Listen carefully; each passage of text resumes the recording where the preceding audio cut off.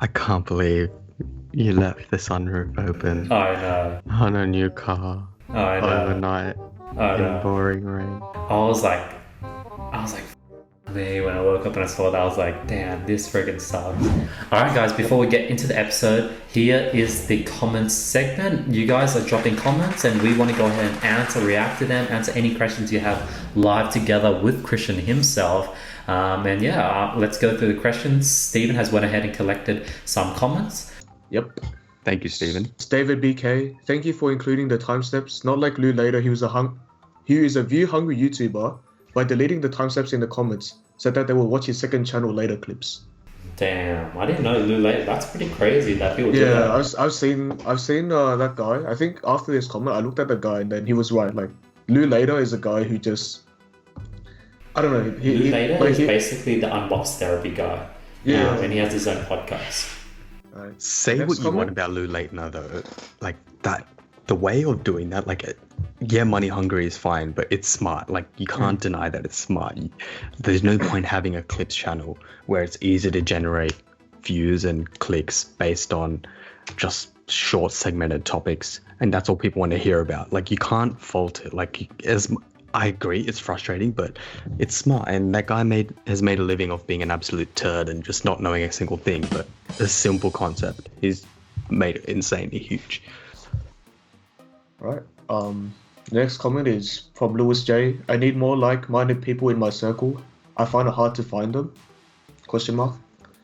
All right, I need more like-minded people in a circle. I find it hard to find them. Yeah, I think it's really hard. I think what you need to do, Lewis, is really focus on yourself. Like become the type of people that you want, like the like-minded people. Like once you become that, you start attracting that type of people, and you want to stop hanging out with people that are not like-minded, because the more you hang out with those type of people, the more changed you become, and the more changed you become, the like-minded people are just going to keep walking by and not even notice you because you're not like-minded. So you definitely just want to really be the exact type of person you want to attract, and those people will come. So for me, my perspective on it is like you can apply this to any train of thought or any person doing anything, right? Whether it's entrepreneurship, just a regular job or anything, right?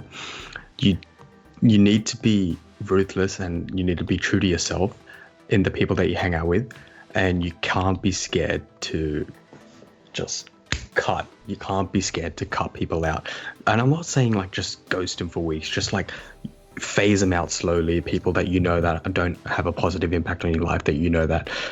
And like it sounds very selfish for us to say, oh, only surround yourself with people that can bring benefit to you, because it's not always that case.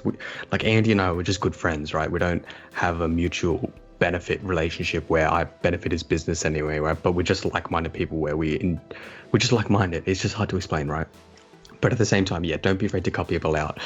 Hang out with those people more. And if your circle's small, it doesn't matter. No one cares. Who cares? Exactly. That is a really good response. It's better to have a smaller, tighter circle than a big, diluted circle. And if anyone asks you, who are your friends? I hate that question so much. Like, who do you hang out with? Who are your friends?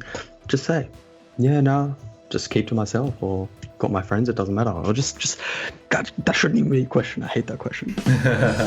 Who are your friends? That's such a weird question. Moving on to the next comment from Anthony Spurgeon. Hey guys, really enjoyed this. You know when you've got your shit together because YouTube just crames your vids with ads? 4 seconds seems endless. When you really get engaged in this channel and try to watch the info, keep it going guys, loving it. Nice. I love this comment. Thank you. Really appreciate this. Yeah. But yeah, like we want more interaction as well. If you guys are watching this video, even if you do watch it for say 20 minutes, if you are clicking the links below for the timestamps, like just comment, just let us know what you think. We'll keep doing this. If you guys keep commenting, we'll keep doing this every episode, or maybe every second episode, so we can let the comments accumulate and respond. So yeah, appreciate it heaps. Thank you very much. Okay, next comment is Florida Mids. Andy, I used to have a fish tank very similar to the one you have. I had a 25-gallon freshwater planted tank. I shouldn't miss it. Maybe I should go into the hobby again, as I definitely think it increased my productivity. I see the beautiful Java moss you have everywhere. Do you have prior experience to starting one? So I actually had no prior experience starting this one. I bought the whole thing as a set, zero experience. literally learn and downloaded all the information I could from the seller within that 1 to 2 hour lesson. And I'm still trying to figure out, like, my plants, they die. There's a bunch of moss growing, a bunch of algae growing. I had like 3 fishes that just jumped out and suicided. But I'm starting to learn about how fishes work and everything. So it's cool how I just jumped straight into the deep end and I learned really, really fast, surprisingly. Thanks for the support. And yeah, you should definitely get another fish tank. It definitely increased my productivity. Sen Evans says, I'm the first today, with raised hands. Thank you, bro. Appreciate it. Thanks for the support. Really appreciate it. Thank you so much. Thanks. And Anil R says, interesting discussion. I just feel that the impact that wealth creation can have on other people rather than themselves is what finally matters. What can you do to impact lives of the less fortunate, to just be able to be a blessing to others and impacting their lives with the wealth you create? Yeah, I agree. I think that's what the premise of Andy's business is being able to, like, essentially help others in the best way he can, right? That's what studying.com is, right, Andy? Like, exactly. Yeah, you're using it. Well, he's injected a lot into it. He's using his wealth to create a platform and create a business where it's all about helping other people. And yeah, 100%. I thoroughly agree with that. Because when you look at people like Jeff Bezos, you might think he's this like hungry sort of money tyrant, but he's literally creating 100,000 jobs. Like, that's not easy to be able to have 100,000 people on your payroll and give 100,000 people security where they're getting a paycheck every single week as long as they're doing their job. That's helping 100,000 people. You're literally giving your money to 100,000 people and having them do a simple job in return. When you don't have a job, someone giving you a job can be really helpful, or just having a job can be really helpful. Now, on top of that, Amazon helps buyers find items in a trustworthy, quick, fast shipping way, and Amazon gives seller a way to make money selling their goods because they couldn't sell it, and now they can go ahead and just sell things online. So Amazon is able to help a lot of people, and that's why I think entrepreneurs are people who really solve problems and just help people in general. Awesome. Thanks for collecting all the questions, Stephen. Please continue dropping them through. Really enjoy going through these. These are awesome. Alright guys, so this is another episode. The flip side is this episode 21. Damn, time flies. Time freaking flies. Dude, literally 30 minutes ago, apparently Christian just found out that freaking Jeff Bezos is stepping down. What the hell? Happy at 21.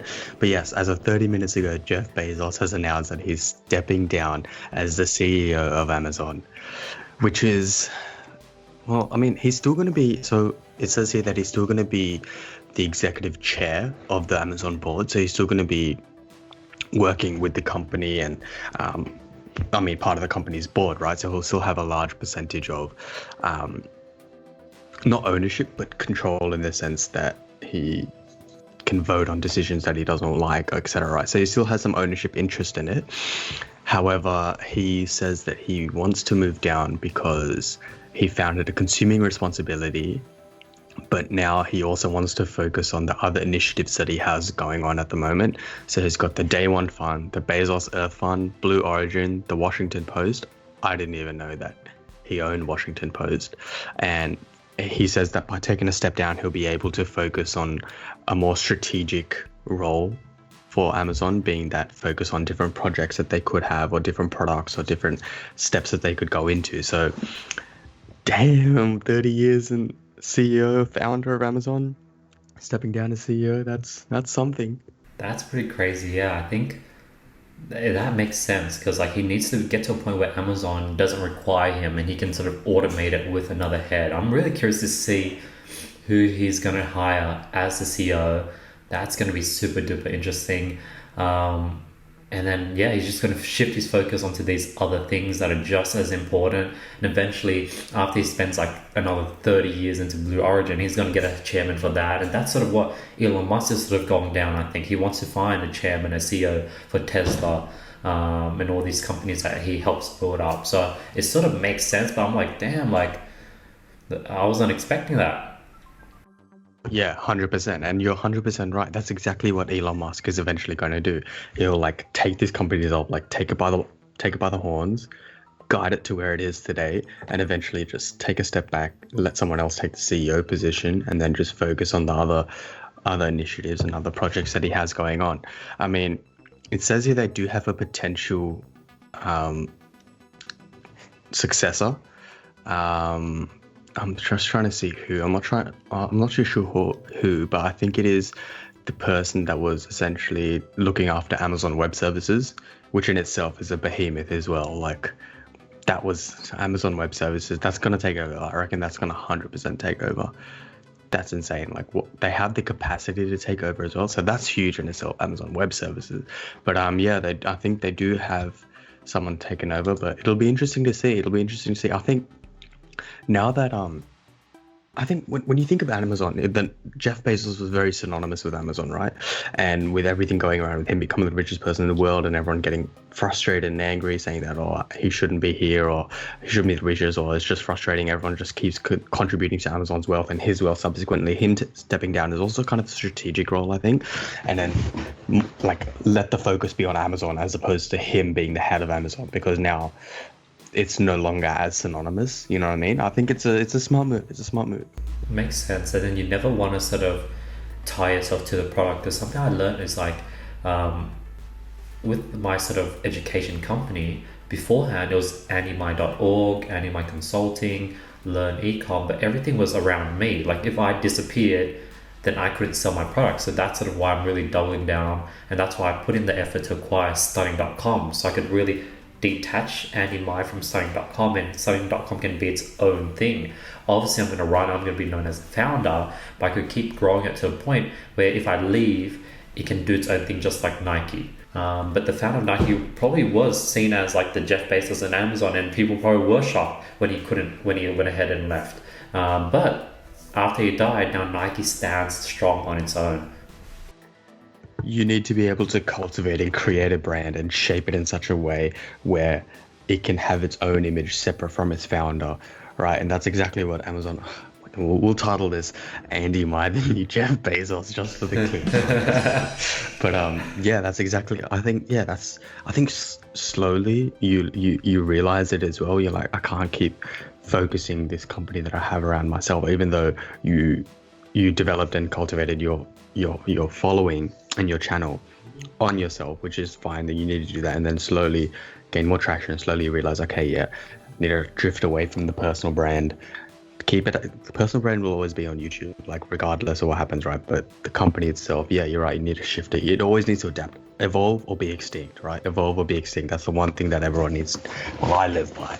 Evolve or be extinct, right? And I think, yeah, it's something that you just learn with more experience. Like when do you think it hit you that you realize, okay, if I like, you know how you said you were AndyMy.org, AndyMy Consulting, and then you stripped your name from the company and made it Learn Ecom, and now to what it is today, Studying.com. Is that the name, Studying.com? It is, right? Yeah. Yeah, I think I made that move when like the opportunity came. Like it was just like, it was weird. I wasn't even looking for a domain. I was like on Cedo.com, which is like a website that sells a bunch of domains, and I saw Studying.com up for like, and I was like, that seems really, really cheap.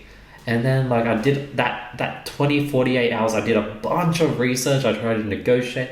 I emailed, they said no, it's non-negotiable. I did a bunch of research, looked into domains, looked into this guy called Michael Saylor that sort of went ahead and invest in domains like strategy.com, voice.com, etc. And I was like, holy crap, Studying.com for $K, even though it's not like study.com, it's studying.com.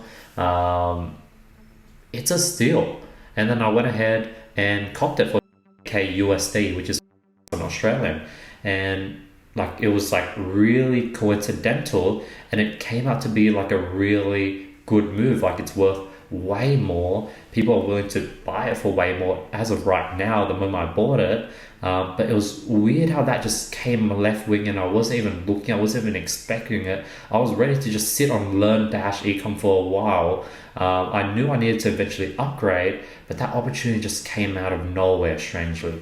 Yeah, 100%. That opportunity presented it to yourself in the door. And it's like, when you think about it, like, you acquired a domain which is, I would say, quite not far out from your organization, etc., but it is kind of in the field. But it's like you acquired it, and now it's put yourself on a good path in terms of your opportunities and everything, in terms of where you can go with this, right? And it's just so interesting. See what I mean? Like this would not have happened if you didn't take the leap to just say maybe change to learn ecom, and now you've taken this leap as well. Like your doors have opened in a multitude of directions, and you're able to go left, right, center, right? And I don't know, it's just crazy to think about. Like 5 years ago, it wasn't a possibility. You didn't even consider it. Whereas now, like, I'm not saying, obviously, you're not Jeff Bezos. No one's Jeff Bezos, but Bezos acquiring all these different companies and starting off with Amazon, like you keep saying he kept selling books and books, and he was so determined to make this one thing perfection. And he did that, right? And he was able to henceforth create an absolute behemoth that is Amazon. Yeah. And, you know, like, he was able to do that because he was constantly trying to evolve it and constantly trying to, like it's just crazy. I don't know. I'm not articulating my words very well, but I think you know what I'm trying to say. It's pretty crazy how you can literally, things just happen if you just stay alive. Like if you go ahead and just stay alive for long enough, things just come. And like the thing with life is when things go by, you can choose not to go ahead and take it. You literally can just wait it out and wait until the right opportunity comes and leap at it. You just have to stay alive, patiently wait, and when things go by, grab it. And then when a bunch of small fishes go by, don't go for it. Don't waste energy for the small. Just wait it out until a big fish comes and get the big fish. Because if you get the small fish, the energy to even get it might not be worth the bait you get, because it's a small fish and you end up making a loss. So like it's crazy how you can literally just like, life is just like fishing, and you're just being patient and you're waiting out, and eventually within your lifetime you probably get 10 massive giant fishes that go by that you can catch, but you just need to wait for it. Patience is everything. If you don't have patience, then what's the point? You know what I mean? Because you're 100% right, and it goes with anyone in what they're doing. If you're listening now and you're going through ecom, or you're at a job and you're just waiting for an opportunity, you got to be patient, but also at the same time you need to be able to be open-minded, looking for opportunities and ready. Because if you're not ready, and if you just sit back and just say, I hope something comes to me, nothing's going to come to you. Nothing's going to come to you unless you do something about it and put your mind to it. And speaking of opportunities and going out there and trying to get something when you put your mind to it, our very own resident Stephen, we'll just call him Resident Stephen, has acquired himself a job, his first job at McDonald's. Yep. Needless to say, well, we're proud of you. I mean, if you didn't get it, I mean, no hard feelings, but at the same time, like, okay, fair enough, I didn't get McDonald's either on my first try. It is what it is. But you're underaged. Congratulations, Stephen. So talk us through what happened. Talk us through the interview process. Talk us through what you were feeling, and what did you wear? So I wore it was like a white collared shirt. I don't know, it's like those ones that you get from YD, and then I wore like denim shorts to go there. And so that day, don't wear shorts to interviews ever again, but continue. Stephen, never wear shorts when you What shoes did you wear? I wore Vans. Nice, okay. Yeah. So then I walked to McDonald's because it's really close to my house, and then I think just during that time, during the walk, I was just thinking, prepare myself, remember like the sort of research, the sort of questions I prepared for the person who was interviewing me. And then, I don't know, when I got to the front of Macca's, it just hit different. I just felt a bit nervous. You know, I walked in, it was like the interviewer just went from table to table. She's interviewing everyone. And I saw there were a lot of other interviewers. It just made me think it was kind of like a battle, you know, like, who's going to get the job type of thing. Yeah. And then since there was like a lot of people being interviewed as well, she was kind of like, I got up every time because I wanted to like just get it over and done with. But she's like, no, wait your turn. And I was like, God damn it, I missed my opportunity. But wait, then, what? You know. So they had you in different tables, like all of you lined up essentially to like chickens basically. ready to get shot. Yeah. And then when it was finally my turn, I was like, yes, you know, I can show my, like, you know, my skills, what I'm capable of, my communication. Then, Yeah, it went pretty smoothly. The interviewer asked me what days I'm available, if I'm currently studying. And I'm pretty sure she only asked me one question. That was, why do you want to work at McDonald's? Which I, said, McDonald's has a lot of chains over the world. It's one of the biggest chains, restaurant chains around the world. And the fact that every single time we go to McDonald's, they always have a new item, and I love it. They're always trying to find ways in order to reel in their customers. And so, at that interview, did they tell you on the day or did they tell you afterwards? She said, okay, I'm going to send you a national crime check because you're over 18. And once this is done, I'm going to email you, ask you for what size your, uniform it is. And, and then I'll check your availability. I'll tell you when you can start working. Oh, wow. So you got the job on the spot. How many people were there? How many people were being interviewed? I think about 2 or 3, before and after me. I think there were a couple more people waiting at the table as well. Oh, wow. So there was total 6 people or something, or 5 people. Yeah. Oh, and could you tell, did everyone get the job, or what happened, you reckon? I think they did, maybe. Because they all look younger than me. I was probably the oldest there.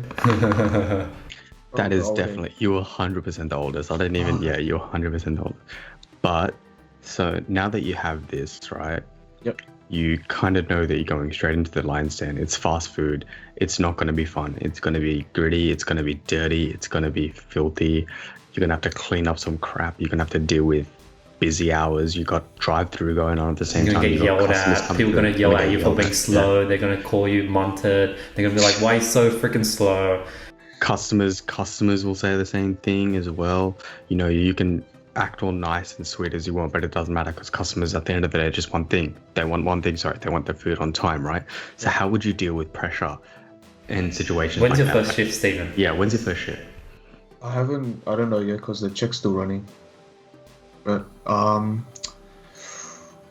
probably just, take a few short breaths, work things out at home, maybe put myself in a pressured environment at home first with my parents or something, maybe help them with cooking more often. And then because I know that every single time I help my parents, they'll roast me for doing something slow. But I think they'll just overall, once I bring it to Macca's, it will just really force me to grow as a person. Because if I'm dealing with that, it will tell me that I have to evolve in order to become a better person, in order to satisfy the customers. So what do you do you reckon what do you want to be doing? You want to be at the front serving customers? You want to be flipping burgers? You want to be flipping fries?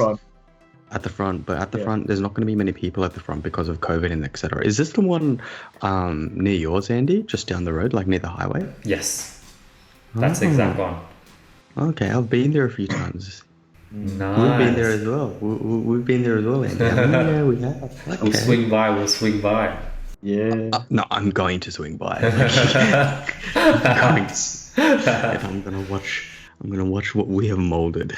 This person that we have molded. I'm gonna watch him. And no, that's good though. But you obviously have a preference as to where you want to work, but you can't say no if they want to put you on the fries or if they want to put you on the back, or I don't know how Macca's do it. I know Andy would, but it's usually you get picked for back or front based on personality and the way you talk. You get picked back or front, and your gender as well. That takes into account. The front are sort of the more for mainly girls and people who talk a lot, or and then the back are just everyone else. And when you work in the back, you always start on deep frying nuggets and chicken patties and just frying stuff.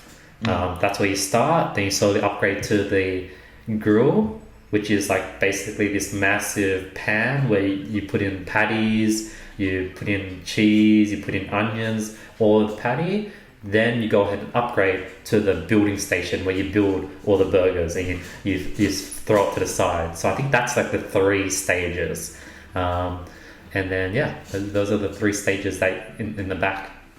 I think the only thing, you don't need to be worried about cooking or anything because everything is literally timed. You literally put the nuggets in and you literally press the button. Beep, beep, beep. Yeah, and it just tells you when to pull it out. But it's more so just don't burn yourself. Don't do anything that would harm yourself. I'm excited for all the stories. I'm excited to hear how it is. Hopefully there's no bad stories. There's all good stories to listen from. I'm excited for your first shift, Stephen.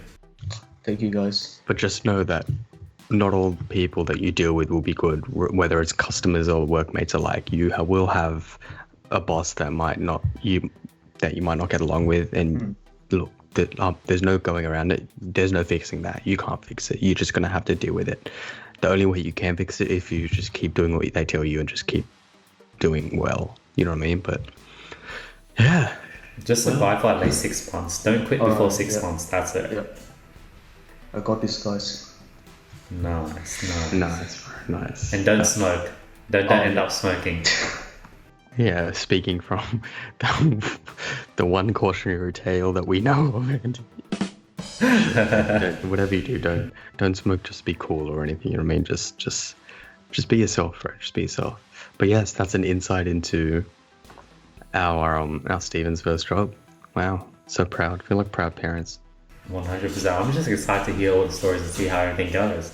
But this week, one of my cars, I left the sunroof open overnight, and that night it poured.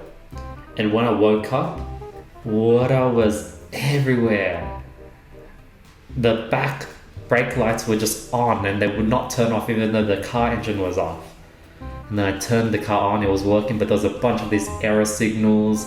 The back shield wiper just kept on going, kept going. The blinkers were going non-stop, and there was just a bunch of issues. And I was like, damn, life is shitty. It's the new one, isn't it, Andy? Yeah. And then, so I brought it to the mechanic the day before. Met this guy named Ryan. Thought he was the owner, he wasn't. Then I went ahead and brought it the next day because I had to follow up. I met Long, which I thought was maybe the owner of it. I thought Long was because I was referred from my friend Hui that you should go see Long. And then on the third day, where I went ahead and rolled it up yesterday afternoon with the car, there was this guy there was this other guy at the mechanic. And he was like, he saw the car, he came to check it out, see what was happening. He was able to diagnose it much, much faster than Long and Ryan. And I found out that I met the owner of the mechanic shop. And we ended up just like chatting for like a few hours, and he was helping me check out the car. And it ended up not being too bad of an issue. We just had to take out the battery and let everything dry out. But that issue, that incident, that loss, sort of turned into a win somehow, where like through that loss I was able to really, now I got a guy for cars. Like now I got a person that can really help me out. Like now, one, I know to be really, really careful when buying cars, but now I got someone to come and check out cars, and if my cars are I know I can bring it to someone that can really help me out when it comes to fixing cars. Because I've been to a few different mechanics and I finally found a guy for cars. I think the best thing is like finding a guy that like the go-to guy, like maybe a go-to plumber or a go-to person that you can just trust and they know. Wait, so you got his number and everything, I'm assuming, right? Yeah. Did you tell him about the AC? Yeah. So they're going to have to check out the AC. That was also, so 2 days ago, brought the car there. They filled up the AC with gas because to get it running. Then the AC was working on the way home. But when we filled it up at 9 a.m, by 5 p.m, the aircon was not working anymore. So that means there's a huge leak somewhere. So that's a good and bad thing, because one, it's a good thing because now it should be easy to find the leak. So they wouldn't have to go through the whole car, look everywhere in front of the dash, underneath the car. They could easily find the leak with the UV gas. So it's a good thing that the leak is big. So hopefully we'll be able to fix that as well. Yeah, that should be fine. But I can't believe you left the sunroof open. I know. On a new car. I know. Overnight. In pouring rain. I was like, me, when I woke up and I saw that, I was like, damn, this friggin' sucks. But yeah, that loss turns into a win. And what I learned is like most losses at the time feel so stressful, so bad. Like I remember like every single loss in the past, I completely forgot about. Like for example, me creating like this dinner mastermind and only 2 people showing up. at the time that felt so embarrassing. I was so nervous setting it up, but now it's been like 2 years and like it doesn't even hurt anymore. So at the time, all losses, all failures suck, but then after time, you barely even remember about them. And most of the time they lead to success, or they lead, like that had to happen for something else to happen. That's so true. So true. Like, I think all of us can testify to that. Even just now, like Stephen with his job right now, he obviously had a couple of L's on the way with interviews.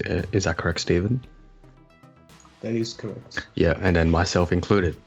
2020, just full of L's everywhere. But, you know, everything comes around in the full circle at the end. But, dude, I was just thinking about that. So that dinner mastermind, so we haven't really talked about it properly yet. I don't know if you want to or not. Yeah, we'll talk about it. Let's do it. So in 2019, Andy came back from America, and then you were finding your feet. You know, you had just come back off a successful 1 year away? 9 months. 9 months, yeah. And so you explain, yeah. Yeah, so I came back from America, San Francisco, after 9 months of staying there because my visa no longer held It expired basically. And I was like, I was down because I wanted to get back into America, but I couldn't, and I was trying so hard to get a new visa, and each time I did it failed. 2, I was feeling lonely because like I was back in Australia all on my own, and I was no longer surrounded by a bunch of like-minded entrepreneurs. And 3, I was literally working out, I was doing my planks, and I was listening to this podcast. I forgot the name of who it was, but he was talking about how if he was to lose everything and get started again, what he would do is he would reach out to, say, if he's in the real estate niche, he would reach out to all the top real estate agents within his neighborhood, host this free gathering at some hotel, and create a mastermind where he just invites all these people to the mastermind. He pays for it, and then he's the guy that brought all these sort of real estate agents together. And I was like, holy shit, that sounds like a really, really good idea.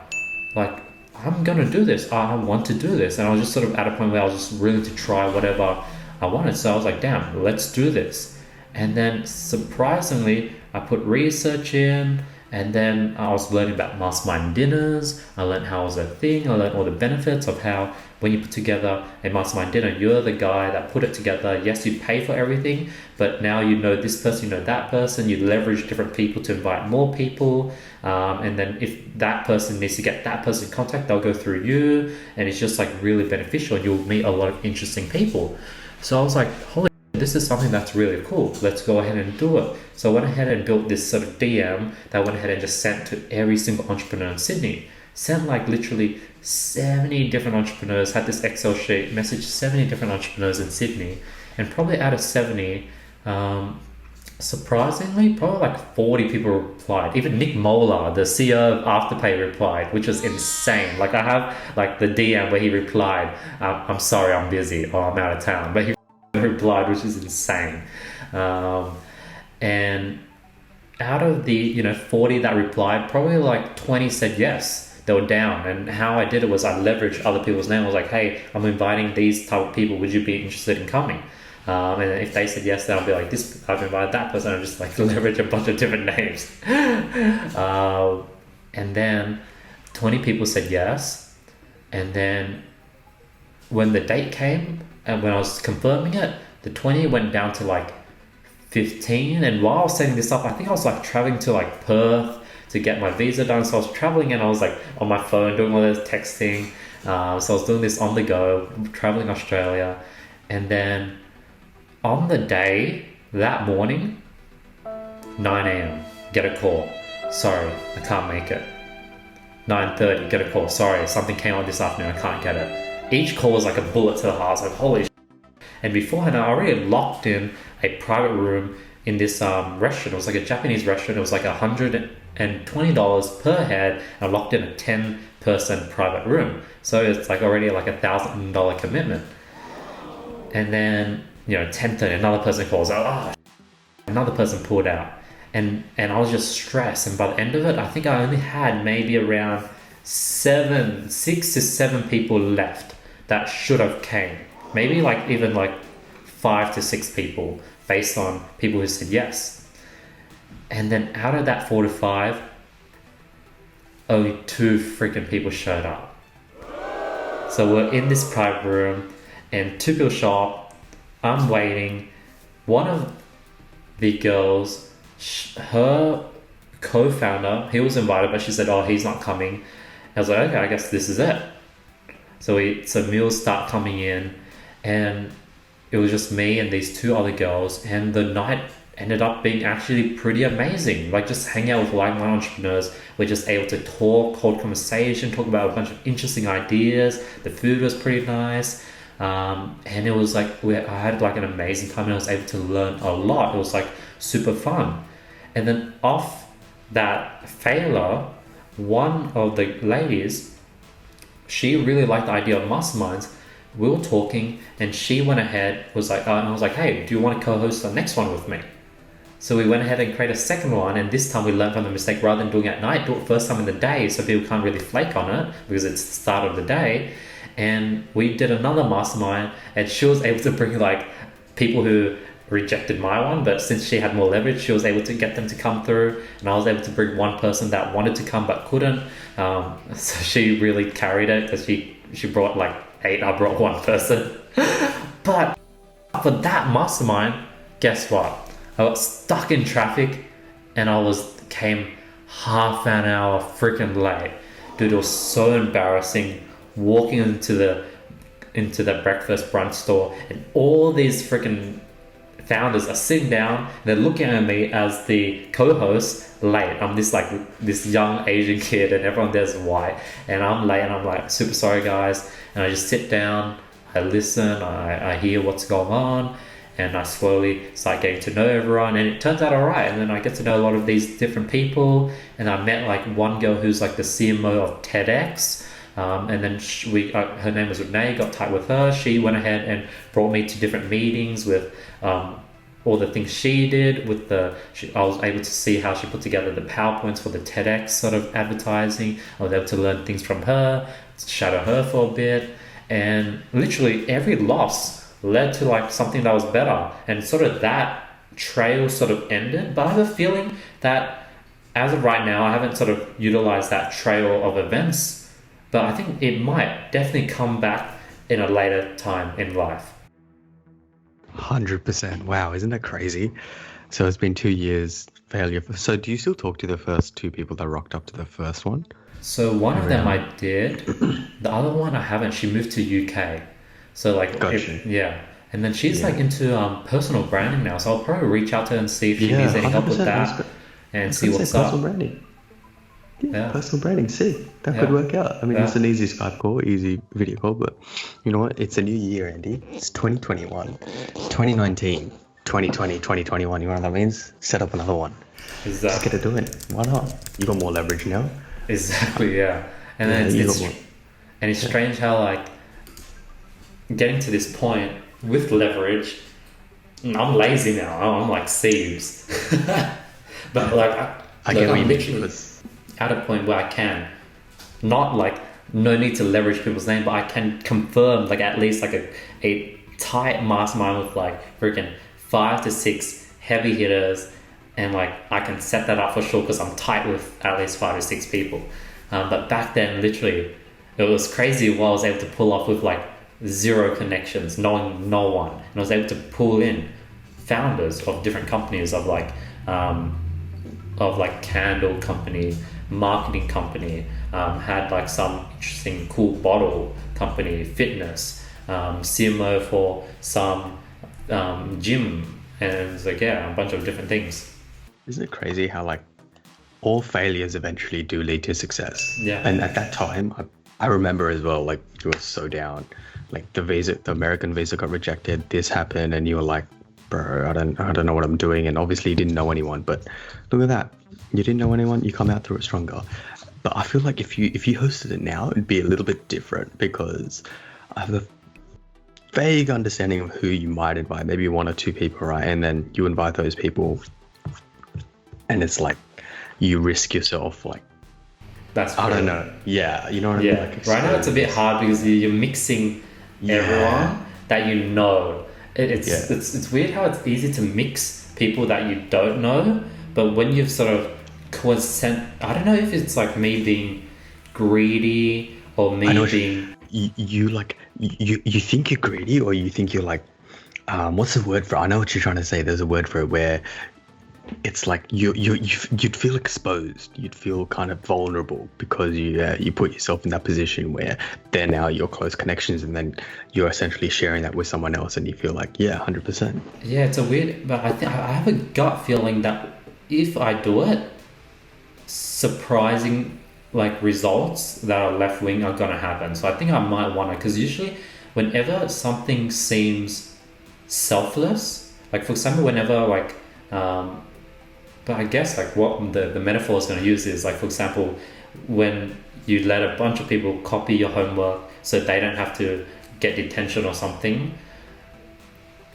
When you do that in high school, nothing actually comes back. You do it and you don't get recognition at all. So either that would happen, or surprising the complete opposite, where there's just so much ROI because now you've brought all this people together. And a bunch of things happen because of it, or the other route where you bring all these people in and all the people you brought together, they just all benefit and you actually don't get any rewards at all.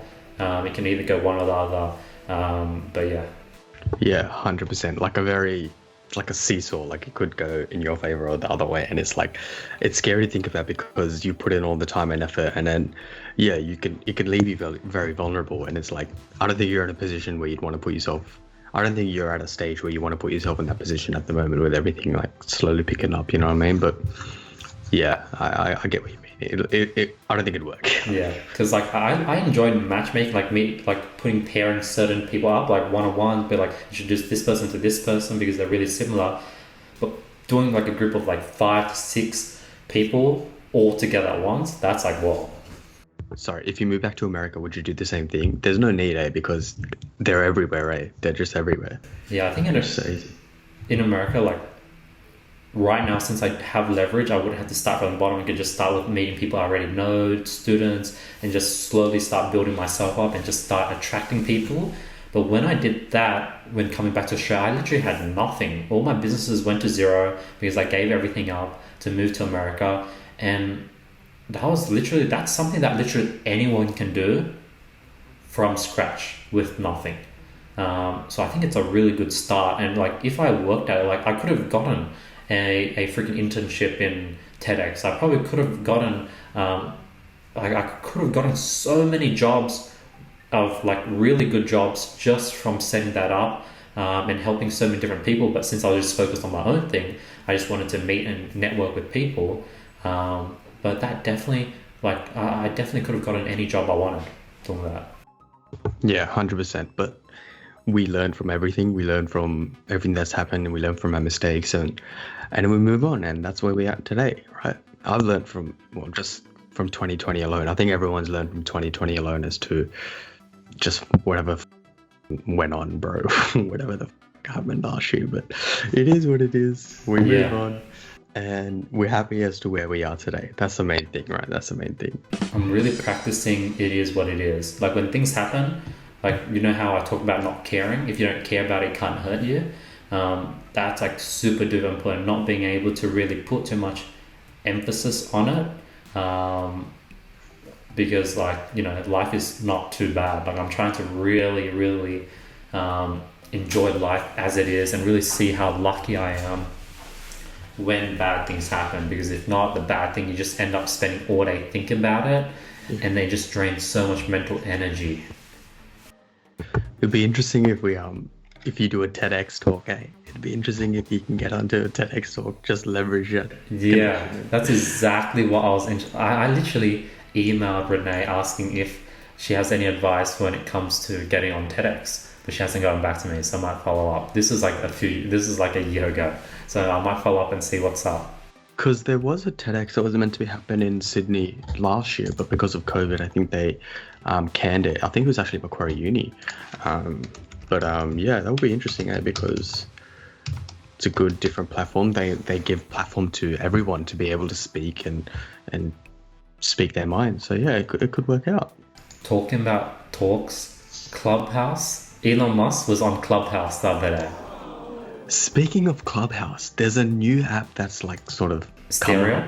Yeah, stereo. Get on stereo, Christian. I'm gonna get on stereo, but like for now it's like all I'm seeing is just YouTubers use it, right?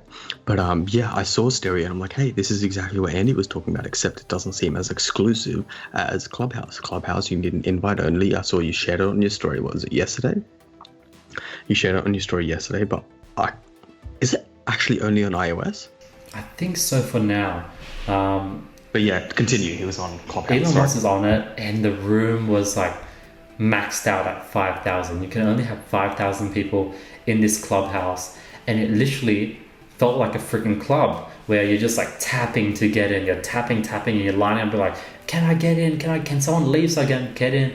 And it literally felt like this exclusive thing, and there was all these other sort of overflow rooms. There was a bunch of other rooms that basically voiced the audio from the first room, so people are just going to these overflow rooms, which was like the GA, and the actual room with Elon Musk, that was like the VIP room, and it felt like a freaking club. That's sort of what Logan Paul said. He was like, dude, I was like it felt like me going to club, and then freaking they would only let celebrities in, but in this scenario I can't yell at I'm Logan Paul and let me in because they can't see me. And I was like, oh damn, that's a pretty like interesting. Like Clubhouse literally is a club where it's eventually rooms get maxed out, and if you're not in the club, you're not in the club.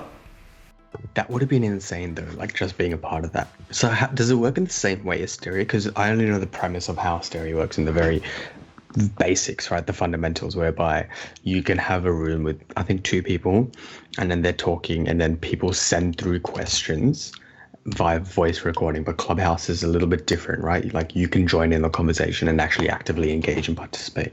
Exactly. So you can have literally 5,000 people on the stage.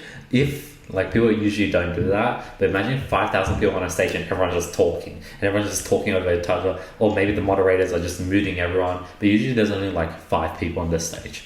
You did one yesterday, or you held one the other day? How'd it go? It was pretty good. We got like I think maybe around 30 at the peak listeners join in, and we had like a bunch of people into the stage. We're answering questions one by one. We really got to go deep with each person. It wasn't like replying to a comment. We really got to know people because we got to hear their voice, and we're able to talk back and forth as if we were in person. And it's like a really, really good app. I think it's starting to become saturated, and it's starting to become like, when it first started, it was just a bunch of heavy hitters. You would just see them online every day. But now people are getting bored of it, and all the heavy hitters are going back to their life and we're focusing on their business and not spending all day on Clubhouse anymore.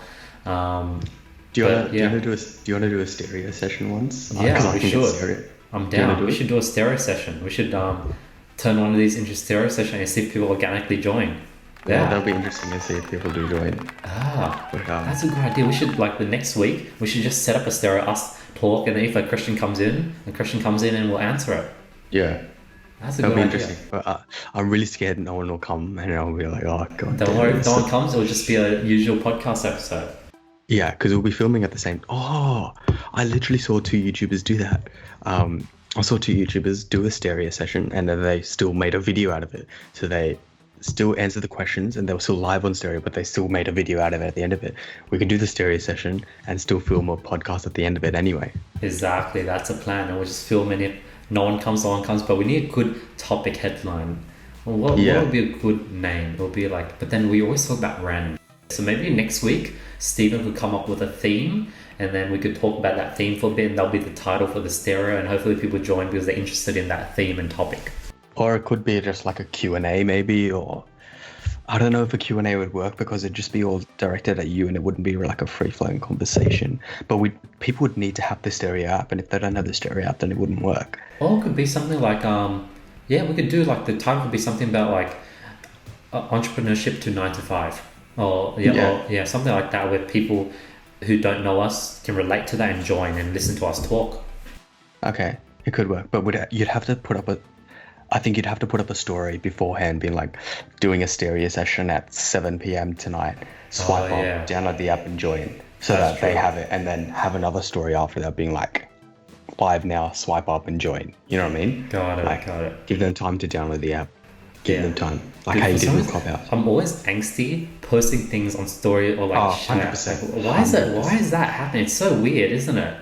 You know why? It's because we have people that we know that follow us, and it's like, I don't know. It's just modern day age where we're always so focused as to what people think about us subconsciously. Even though I'm a big preacher and I don't care what people think about me, when it comes to posting things online, I'm always a bit like, I don't know if I should do that, or I don't know if it's the right thing to do, or like. Yeah, I think like when I post something like that, the first thing that comes to my mind is, damn, people are gonna see this and be like, what the hell is Andy doing? Well, what's this weird stereo thing? I think, and then that's sort of the hesitancy. But other than that, there's like no reason why not. Or I'm scared that I'm spamming people where they're going through stories and they see my story and it looks boring, they just skip. And then that feeling is not a good feeling. It's weird how like social media is like that powerful on your emotions.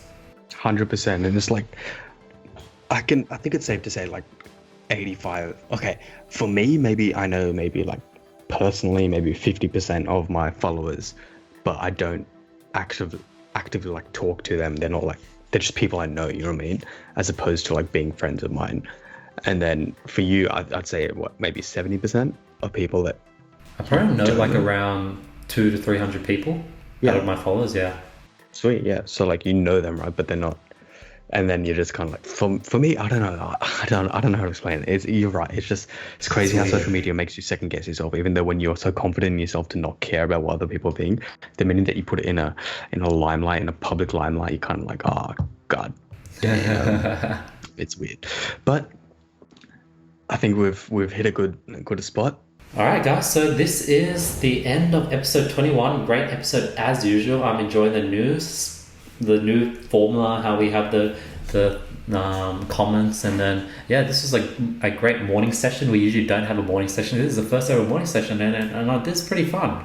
I agree. It's so fun. The morning was good because we're so refreshed. We're just up early. I made sure I had a shower before I did this because I needed to be. Well, I have a shower every morning, right? That's me, and I wanted to feel refreshed. Maybe a little bit tired, but look, energy's there.